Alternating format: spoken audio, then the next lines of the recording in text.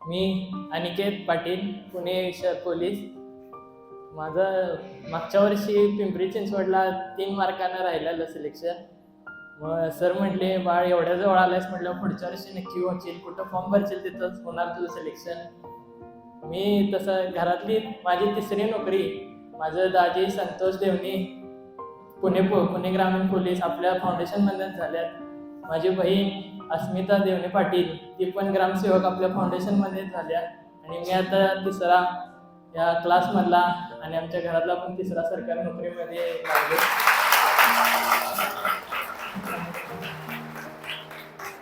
माझं ग्राउंड थोडं वीक होतं, अभ्यास होता चांगला. सरांनी पेपरची तयारी करून घेतली होती चांगली. ग्राउंडला पण ह्यावेळी लावला जोर आणि होऊन गेलं. तुम्ही पण सोडू नका, जोपर्यंत येत नाही तोपर्यंत सोडायचं नाही. यश तुमचंच आहे. आणि फाउंडेशनमध्ये आलाय म्हटल्यावर तुमचं 70-80% आधीच काम झाले.